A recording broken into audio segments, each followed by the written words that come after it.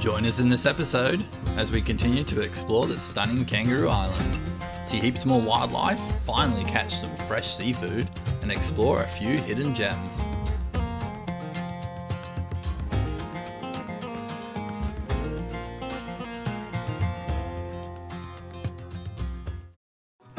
G'day, we are Sparkies on the Loose, both electricians. This is Curtis. My name is Amy, and this is our trusty four-legged apprentice, Rusty. We've been travelling around Australia for the past few years in our car and caravan. We're not afraid to get off the beaten track, and we have been documenting our adventures on the road as we go. Hit subscribe, sit back, and buckle up. In our last episode, we had just left Stokes Bay, and we had now headed over to the beautiful Emu Bay. We dropped off the van at the campground and headed straight down to the beach to make the most of the blue skies. Deciding it was too cold to swim, we pumped up our paddleboard.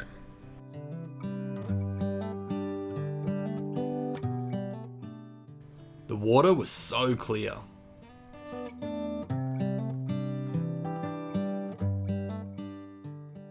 Shortly after, we spotted some horses making the most of the weather too. What an absolute stunning spot for a ride.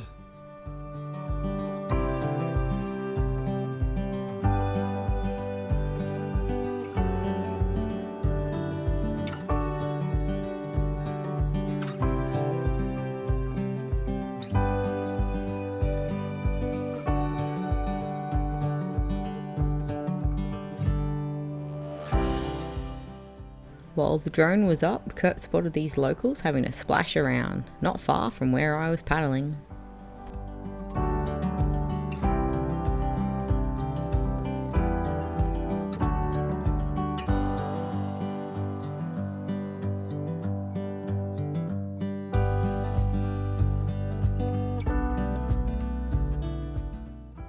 The amount of wildlife we have seen over here is crazy, and it even continued when we got back to camp.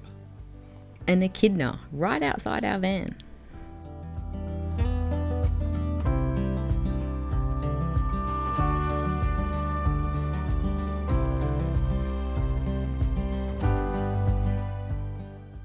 The next morning we headed down to the local King Scott farmers markets. With about a dozen or so stalls, we treated ourselves to a pastry and coffee.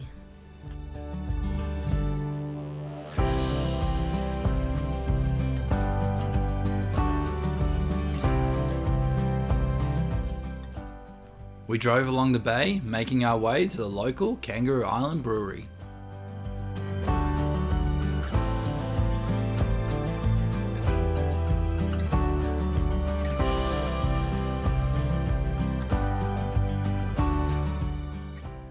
Sampling their tasty beers while keeping warm by the fireplace.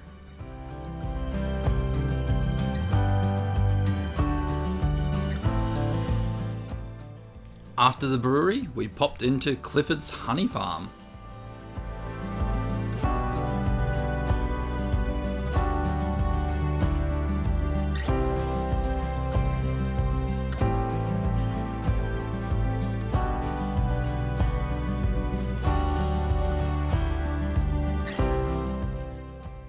The red dot is the queen bee, and of course we grabbed some delicious local produce. We then nipped back to Emu Bay to grab the van and head to American River for the night. We were determined to make our last few nights on the island count.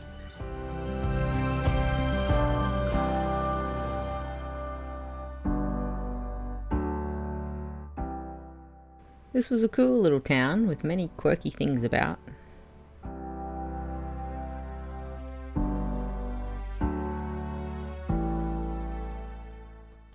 Poked our heads into the boathouse while the volunteers were working on a new boat.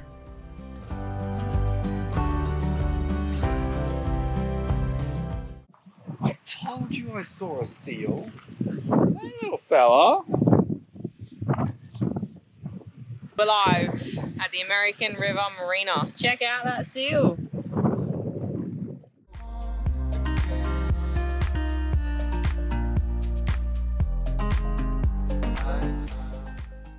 We tried showing Rusty the seal, but she wasn't really interested.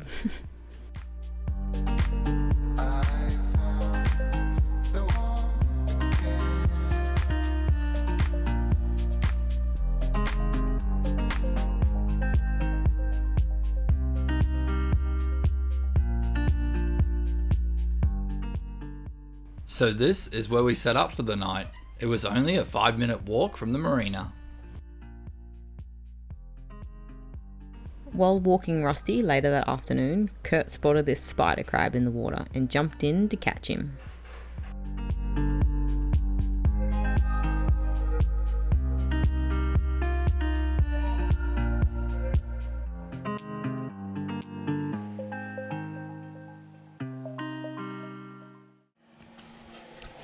So I just put it in a pan of boiling water with a bit of salt.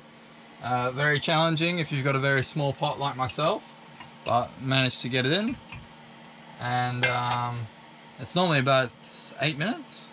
Yeah, about 8 minutes to cook. And so it's been roughly 8 minutes and it's floating as well, which makes me think that it's most likely cooked. So yeah, we'll get it on the plate and serve it up. So there's not much meat in these. The whole head is completely empty, but there's meat in the legs. So I'll give it a try, and probably won't catch them again if there's not much meat in it. You can get more in the blue swimmer crabs, so yeah, it's always worth a try. So not as good as the blue swimmer crabs, so would I catch it again and eat it? Probably not. It was still nice, it just, yeah, there wasn't a lot of meat in it. So yeah, we'll try and catch some blue swimmers instead next time. The next morning, we were back at the marina, where I was determined to catch some more seafood.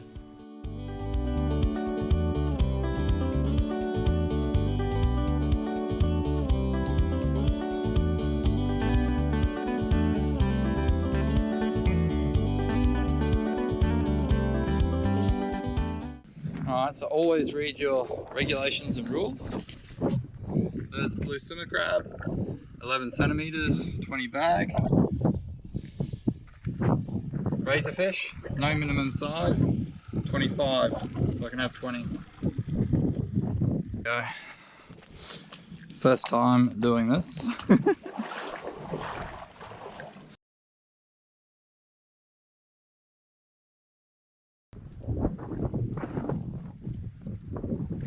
Another one. Now I'm getting used to it now, aren't I?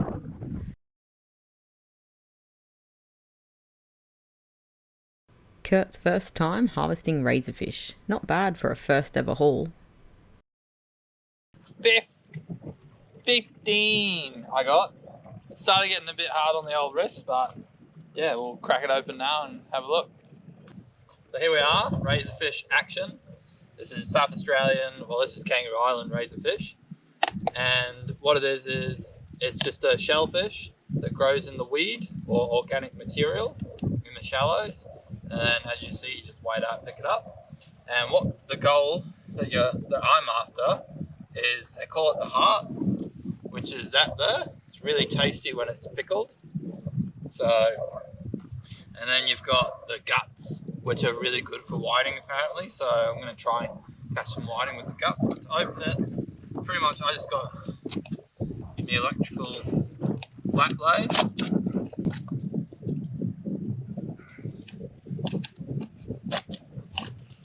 So I need a bit of practice. So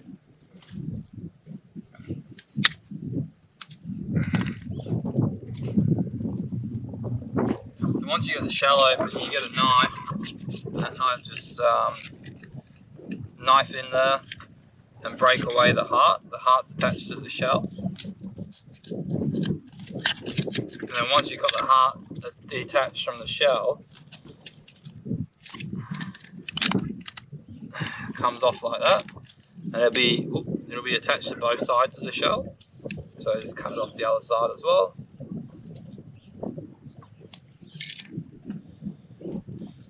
And boom. Get rid of all that good whiting bait. Yummy. There's your heart. And that's it.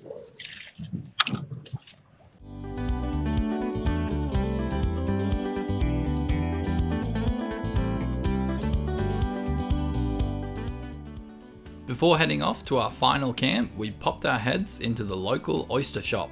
Lots of variety if you like oysters.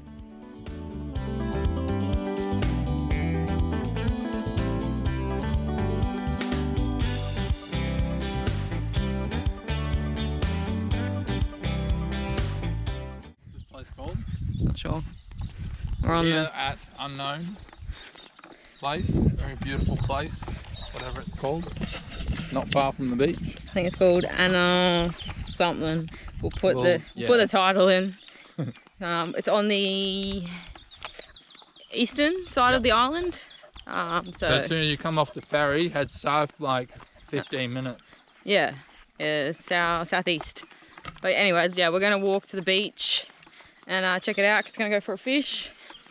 And yeah, Aiming to get some whiting with the razorfish burley I got. So yeah, seems like a beautiful spot, and yeah, hopefully catch some fish, and we might light a fire tonight. It's funny, there's a conservation park on the other side, and then this side's camping where you light dogs. Crazy.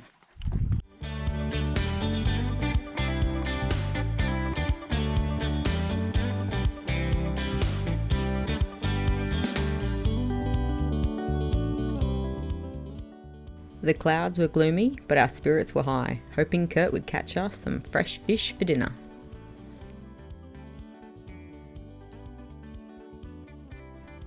No luck with the fish, so time to start the fire. This is actually our first campfire for Kangaroo Island. We just haven't really needed it. We've got the diesel heater inside, but tonight we might cook up the razor hearts on the grill, and I don't know, it's one of these spots where you have a fire really. You know, you got the water, you got the birds, you got the scenery. It's pretty nice. I got the rod in the water, see if I can catch a brim or something. So yeah.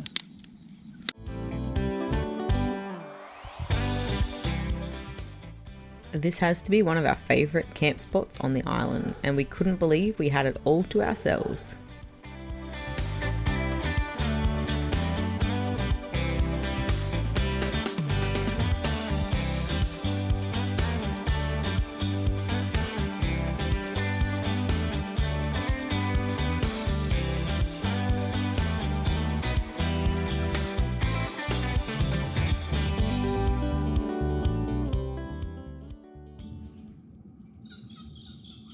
Gotta have a good stubby cooler. Alright, here we are. Fire's been lit and I got a pan. So here's the hearts from earlier. Nice little snack size. And what you'll need is some butter. That's probably a lot of butter, but see how we go. And that goes in the pan.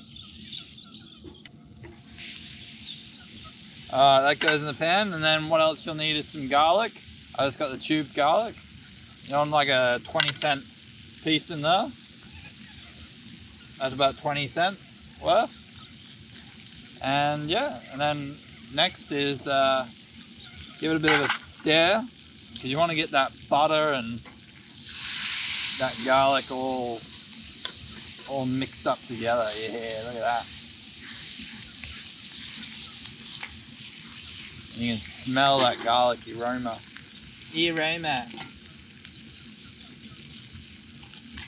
It's a bit hot, so I'll get rid of that. You don't want to burn the garlic and the butter. You just want to, you know, cook it nice and gently. You just chuck your hearts in, just like that, and then get them on the flames. Away we go. Now I'm guessing this is like normal fish, and all you need to do is get it to that white, firmish texture. You don't want to overcook it, because then it'll become very chewy.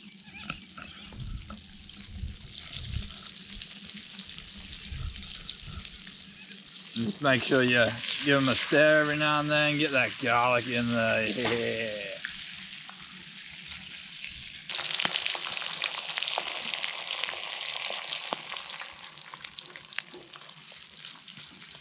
And if you want to impress the ladies, lads, just give it a bit of a oil. Butterflick, yeah, look at that. That's probably a bit too much butterflick. Once they're pretty browned up like that, I reckon they're pretty good to go. You can eat these raw when they're pickled, so you don't have to cook them a whole lot. This one's a baby one.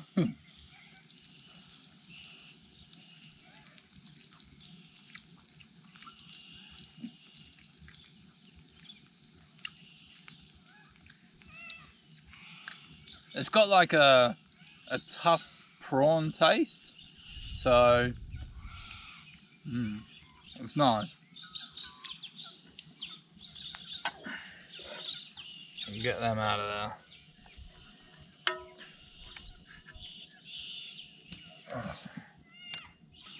So yeah, if you love your prawns, your red claw, your marron and all that, you'll love razorfish. There's so many ways you can cook them, but it's pretty good.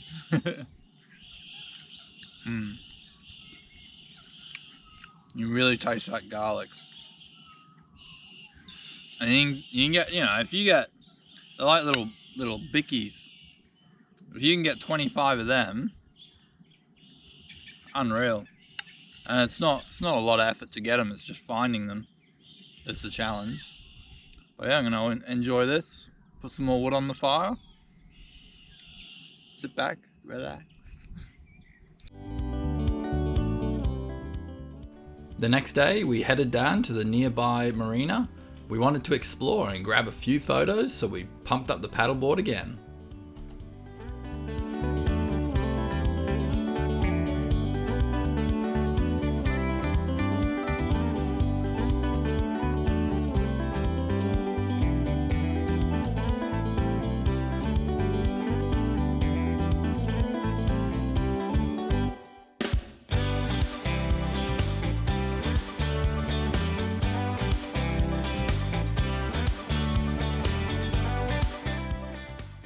Now Kurt's turn, which eventuated to him spotting razorfish near the entrance and turned out leisurely paddle into a fishing expedition.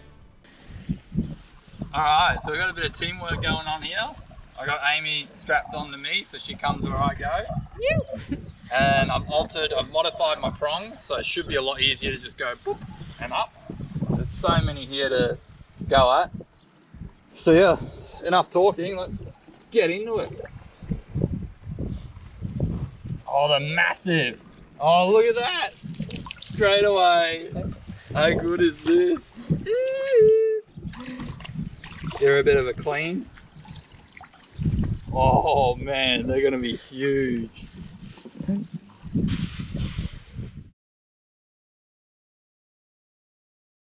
You razorfish.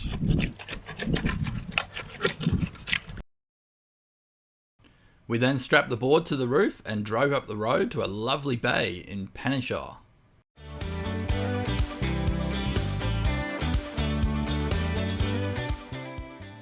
The weather has really turned it on for our last day here.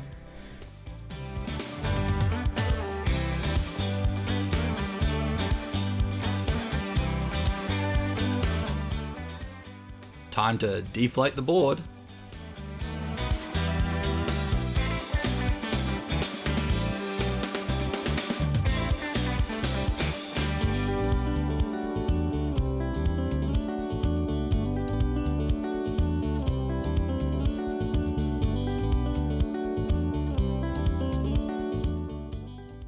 That's Cape Jervis over there on the mainland, and unfortunately we'll be heading back over there tomorrow.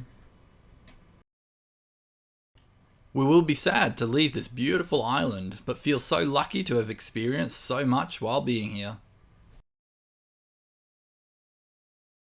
Alright, had a great, much better success today. We got 34 razorfish, and that's between me and Amy, so well under our bag limit of 50 in total we could have got. A lot bigger today, the razorfish. So yeah, we're just gonna clean them up. That's all them stacked up.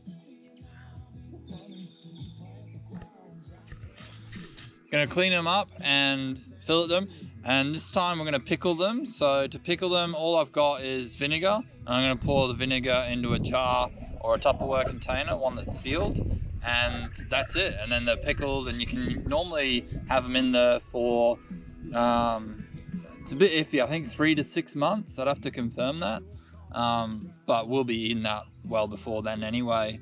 Obviously the sooner you eat it, the better it is. So just gonna give it a go, and yeah, that's it. Let's get into it.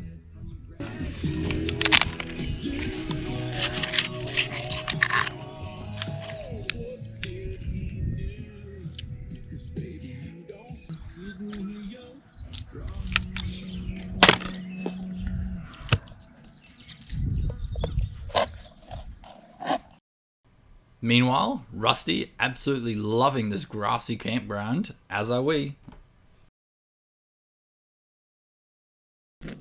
Alright, so here we are, that's all of them. There's about 30 to 32 in there. And yeah, so to pickle them, there's heaps of recipes online, but realistically I'm pretty sure it's just vinegar.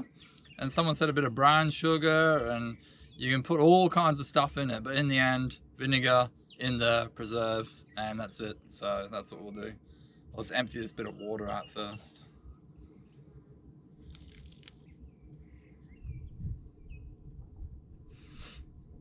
They say that some people leave them in like rainwater or tank water overnight, and that fattens them up. I'm not going to even bother with that. I'm pretty happy with what they are. So yeah, that's it. And then in the vinegar goes.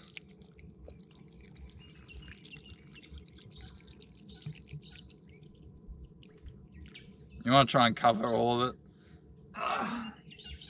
And what I love about these Tupperware containers is the rubber seal's really good on them. It's like a vacuum seal almost. So as I put it on, you can see how I'm pulling against it now. And there's that suction, and that's what you really want. That will really preserve it. So, and they're just from Coles or Woolies, I'm pretty sure. But yeah, that's it guys. So I hope you enjoy, because I will.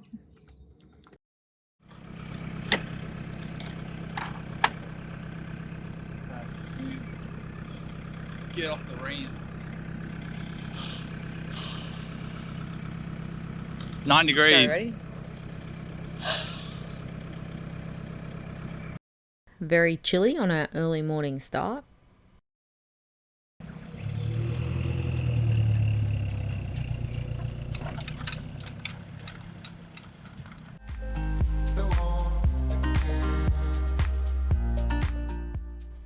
It's time to head to the ferry. Unfortunately, our time at Kangaroo Island has come to an end.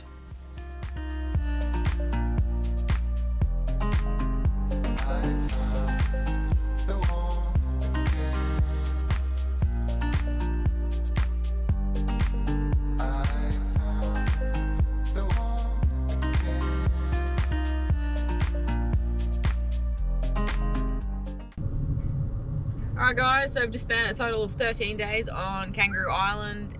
Thoroughly enjoyed it. Yeah, love this place. Yeah, like we spoke about, we only had 10 days, and then we did have the car trouble, and we were loving it, so we rung up the ferry and extended our stay. And we probably could have spent like another week there, to be honest. But we thought if we're just going to keep dragging it on, we'll just stick to our rearranged ferry time and come back like good kids. Yeah. So remember guys, we are in September, which means we're out of season, and that's why it's probably been as good as it has been. Yeah. We've had rainy days, cloudy days, sunny days. So if you're coming out of season, you get no crowds, but you get temperamental weather. Temperamental weather. So yeah, it's up to you what you want. Yeah. Apparently it gets really busy in the peak season, so that'll be very interesting to see what this place looks like. But yeah, overall, loved Kangaroo Island. Highly recommend it. Yes, it's worth the ferry trip over. Just make sure you give yourself enough time for it to be worth it. Would we take the van again? If it's as cold as it is now, then we would take the van. Yeah. Because that's definitely been a big thumbs up, having it for the cold. But in the summer, I don't think you'd take the van. Yeah, you could possibly swag it or tent it. Possibly. You might get sun like you. I mean, you know, it is dropping down a level from the caravan, but Hey, Yeah, you can camp and swag it in the summer. It wouldn't be too bad. hey, personal preference. Up to you guys. Yeah. But anyways, we're just gonna wait. Oh, we're about to put the ramp down and get off the ferry. So we'll continue on the journey. Hope you guys enjoyed it. Well, that wraps up our final episode on Kangaroo Island. We hope we inspired you to come visit this magical place. Thanks for watching, Legends, and see you in the next one.